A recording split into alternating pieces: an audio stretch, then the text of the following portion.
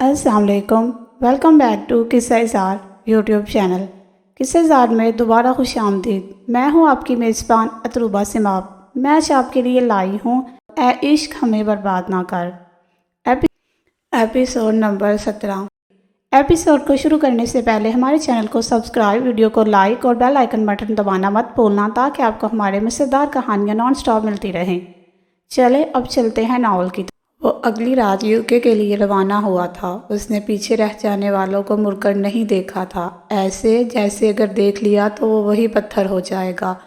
अम्मा को, बाबा को, दादा और दादी को वो किसी सूरत नहीं छोड़ना चाहता था, मगर ख्वाबों की तकमील की सबसे बुरी सूरत और पहली सूरत ही यही है कि वो कुर्बानी मांगती है। कभी रिश्तों से दूरी की, कभी अपनी चाह से दूरी की। अगले 5 साल उसने यूके बाद यूरोप के मुख्तलिफ मुल्कों में गुजारे। जॉब एक छोड़ी तो दूसरी की। अब वो मिलान में था। इन 5 सालों में एक बार भी वो लौट कर नहीं गया, ना सोचा। हाँ, एक कसक थी दिल में, वो सानिया का इंतज़ार लंबा नहीं करना चाहता था। वो उसे अजियत नहीं देना चाहता था, मगर वो दिल के हाथों मजबूर था, बेबस था। उतने बरस गुजर जाने के बाद भी उस रिश्ते को आगे बढ़ाने के बारे में नहीं सोच रहा था। मोबाइल पे रिंग हुई, उसका दिल धड़का। बाबा का नंबर स्क्रीन पे जगमगा रहा था। उसने कॉल रिसीव की, थूक निकला। अस्सलाम वालेकुम बाबा। वालेकुम अस्सलाम तैमूर। मुराद चला गया। उसके दिल से धुआं उठा, जैसे माचिस की तीली को रगड़ा गया हो। आग ना लगे और करवा धुआं निकले। रज़ा की आवाज़ भीगी हुई थी। उससे समझ न आई वो किन लफ्ज़ों में तसल्ली दे उनको। वो खामोश रहा। कितने बरसों से उस आस पे जीता रहा कि उसकी बेटी अपनी मियाँ के साथ खुश है। उसकी आंखें अपनी बेटी की खुशी को देखने को तरस रही थी। तुमने बहुत बड़ी सज़ा दे दी उसे। तैमूर का सांस खुश्क हुआ। पर यह गलती भी हमारी है। तुम मेरी औलाद हो। मैंने कैसे सोच लिया माँ बाप के फैसले के आगे सर झुका लोगे। मुझे तुमसे गिला नहीं, कोई गिला नहीं। उनकी आवाज़ रुंध गई थी। तैमूर जैसे होश में आया हो। बाबा, मुझे अफसोस है चचा का। उसे अपनी आवाज़ अजनबी लगी, अल्फाज बनावटी लगे। तुम ठीक हो ना? रज़ा ने इस्तफसार किया। जी, अपना ख्याल रखना। इतना कहकर वो फ़ोन रख चुके थे। पिछले 2 साल से कोई भी उसे वापसी की तकरार नहीं करता था। सब ने समझौता कर लिया था या इस आस छोड़ दी थी, उसे नहीं मालूम था। उसको अपने अपार्टमेंट में घुटन महसूस होने लगी थी। वो उठा, गाड़ी की चाबियां उठाई और बाहर निकल गया। मौसम बहुत अच्छा था। अक्टूबर के अवाल दिन थे। ठंडी हवाएं चल रही थी। गाड़ी मिलान की सड़कों पर रवा दवा थी। उसका जहन माजी में पहुंचा हुआ था। घर की एक एक चीज़ उसे याद आ रही थी। अम्मा याद आ रही थी। मोबाइल पर रिंग हुई तो उसने गाड़ी की स्पीड आहिस्ता की। सामने माह समान का नंबर जगमगा रहा था। उसकी हार्ट बीट मिस हुई। उसने आंखें बंद की, सर सीट की पुश्त से लगाई और गाड़ी वहीं रोक दी। ना चाहते हुए भी उसने कॉल पिक की। मुझे यकीन था रात के 2 बजे तुम जाग रहे होगे। यकीनन जाग ही रहे हो। उसकी खनकती हुई आवाज़ उसकी समायतों से टकराई। दिल में फुहार गिरी।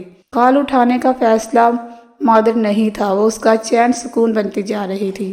तुम क्यों चाह रही हो? उसने पूछा। माहा हंसी। बस यूं ही, आज दिल चाहा किसी को याद किया जाए। किसको? तैमूर ने पूछा। अच्छा सुनो, उसने बात थमाई। बोलो, कल हमारी तरफ आ सकते हो? उसने पूछा। क्यों, खैरियत?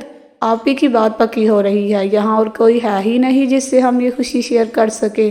बस कैफ पाई के घर से होंगे कुछ लोग और हमारा कोई नहीं। इसलिए वो कहती कहती रुकी।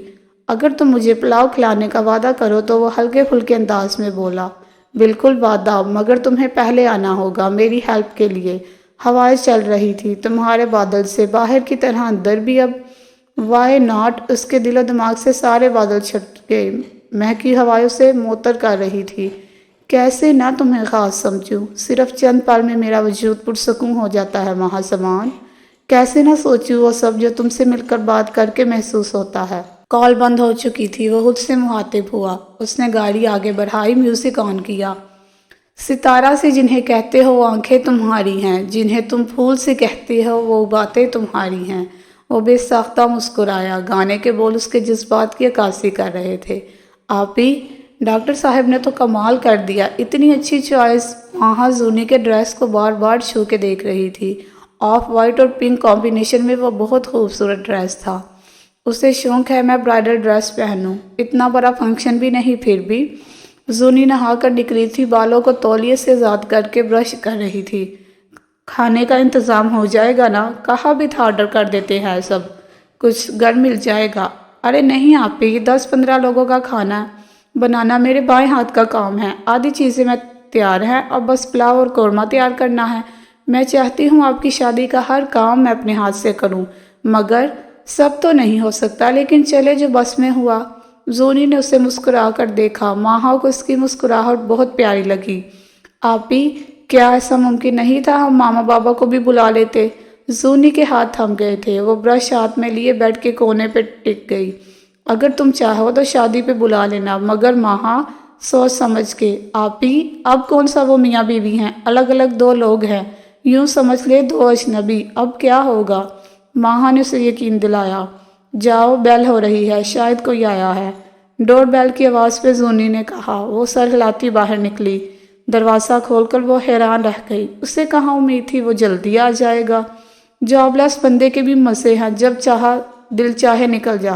تیمور نے ایک گفٹ پیک اس کی طرف بڑھایا۔ خاص لوگوں کے لیے وقت نکالنا پڑتا ہے، وہ اس کے سراپے پہ نگاہیں دڑا رہا تھا۔ ٹراؤزر شرٹ میں ملبوس بالوں کو جوڑے کی شکل میں اوپر باندھے ہوئے چند آوارہ لٹیں اس کے چہرے کو چھو رہی تھی۔ اس میں کیا ہے؟ اس نے گفٹ کو اوپر نیچے سے دیکھ کر پوچھا۔ آپ ہی کے لیے ہے، آپ کے لیے نہیں۔ ماہا نے دانت کچکچائے۔ جانتی ہوں۔ وہ اس کے پیچھے پیچھے کچن تک آیا۔ ماہا نے اسے ڈائننگ چیئر پہ بیٹھنے کا اشارہ کیا۔ فریج سے جوس نکالا، گلاس بھر کے اس کے سامنے رکھا، دوسری چیئر گھسیٹ کر اس پر بیٹھ گئی۔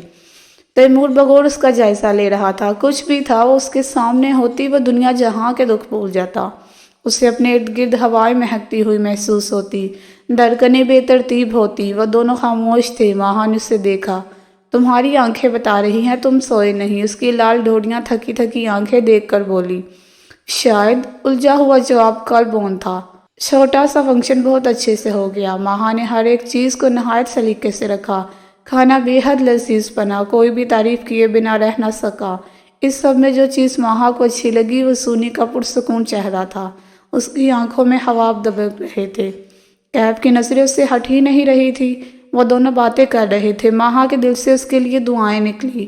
اس کا دل مما بابا کی یاد سے بھاری ہوا تو آنکھیں چھلک گئی۔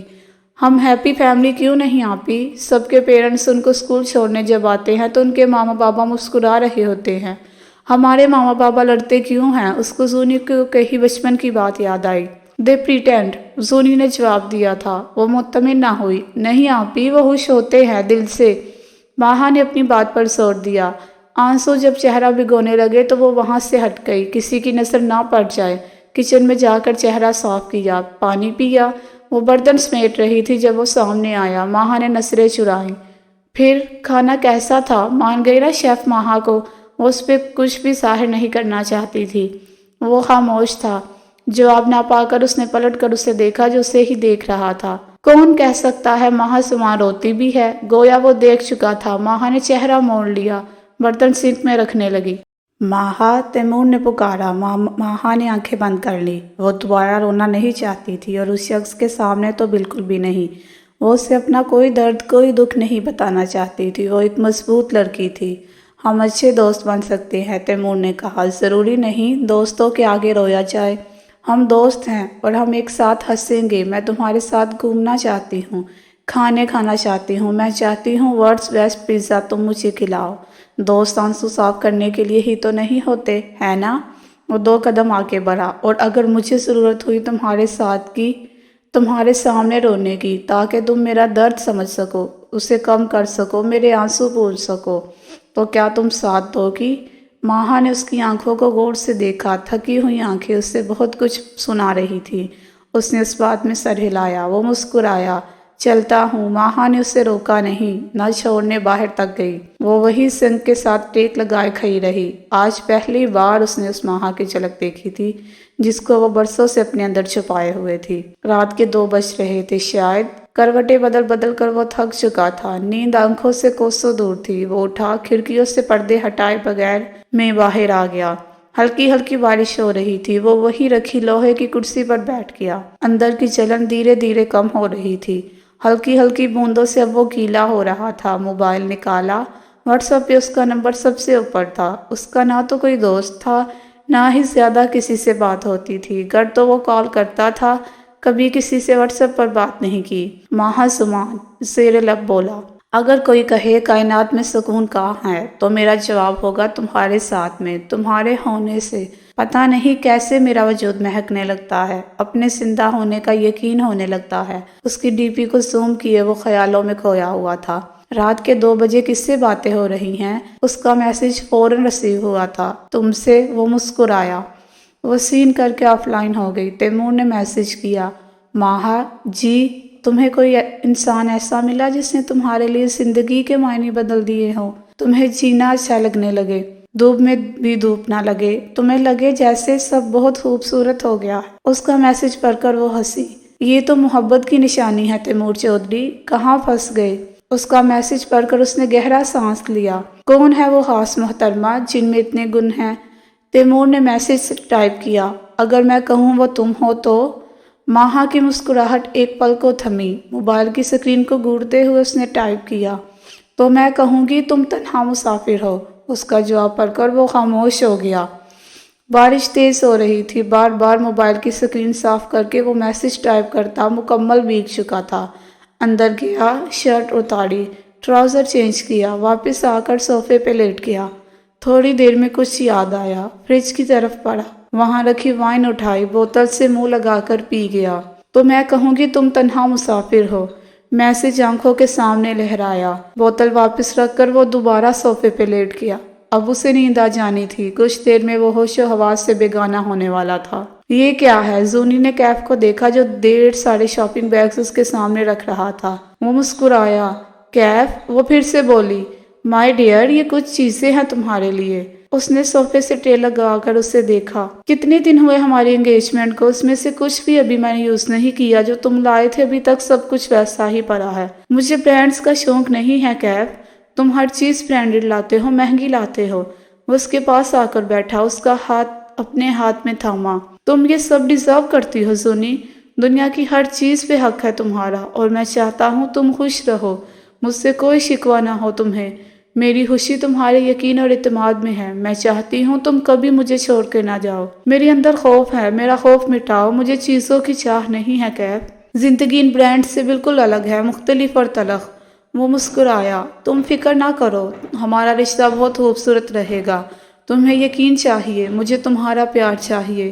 कितने साल इंतज़ार किया मैंने, मेडिकल के आखिरी सांस लेकर अब तक। कितने साल गुजर गए जूनी, मुझे तुमसे मोहब्बत रही, अब भी है, कभी ख़त्म नहीं होगी। जूनी ने उसके कंधे पर सर टिका लिया। माहा मेरी जिम्मेदारी है, मैं उसे छोड़ नहीं सकती। कैफ ने उसको गले लगाया। वो हमारी जिम्मेदारी है जूनी। जूनी का दिल हल्का हुआ। वो डर रही थी किसी पे भी भरोसा करने से, मगर अब उस पे उसको भरोसा करना था, अपना आप सौंपना था, अपना डर खौफ सब कुछ। उसकी आंख खुली तो वो जाए नमाज पे बैठी हुई थी। उसने घड़ी की तरफ निगाह दुराई। 3 बजने में अभी 10 मिनट बाकी थे। मलगजी सी रोशनी में वो उसे यकटक देखे गया। इतने बरसों में क्या बदला था? उसके चेहरे के खदोखाल पहले से भी दिलकश हो गए थे। आम औरतों की तरह उसका जिस्म फैला भी ना था।